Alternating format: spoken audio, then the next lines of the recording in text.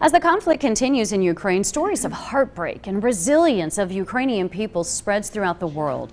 A Johnson City woman born in Kyiv, Ukraine, spoke with News Channel 11's Bianca Murray this week and shared her stories. Nelly Ostrovsky moved to Johnson City decades ago, but says her heart is with her friends and family members fighting in a war halfway across the globe. There are apartments that are shelled. There are people that are killed hourly. These are the images that have been broadcast for over a week now. Before she lets anyone become desensitized to these images, she lays bare her family's personal experiences.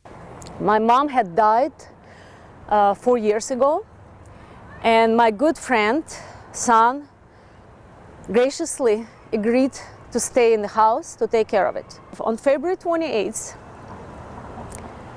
the shelving and fighting in the area where my grandmother's house currently is had been bombed, and the shell had killed the 32-year-old Anton Moisenko, who was just engaged 5 or 6 days before the conflict started. About a mile down the road, she heard from her cousin living on the outskirts of Kyiv. And she had window blowing out of their house, first floor, and they also had a dead body laying on the street. She said people forget that this isn't some faraway war to people like her. All of it is happening right now, right this moment. I know it doesn't seem real that in 2022,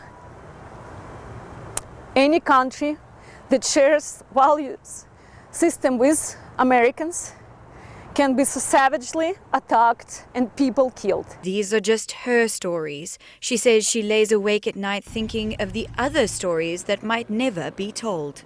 So my emotional state is a roller coaster, as it would be imaginable. I do see the signs of encouragement, such as support, sanctions that are against Russian Federation, Putin, his close circle. It's encouraging.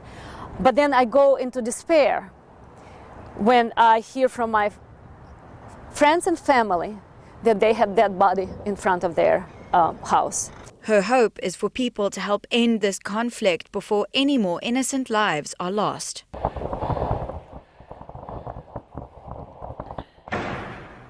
We're only in the beginning of it, and if we can do anything at all, to stop it from developing any further, I think we need, or each and everyone needs to take and think of other options that we could do to prevent this from developing further. She says Russian forces in Ukraine might eventually win a military battle, but not the hearts of the people. I think Ukrainian people show at the moment, and I'm very proud to say I'm Ukrainian, that it's not going to be that easy.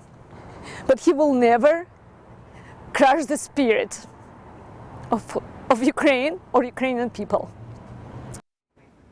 Many people locally have asked me how they can possibly help people in a war so far away. Ostrovsky tells me that she's been working with a non-profit organization to help the Ukrainian people since the first Russian troops rolled into Independence Square in Kyiv 8 years ago. You can find out how to help on WJHL.com.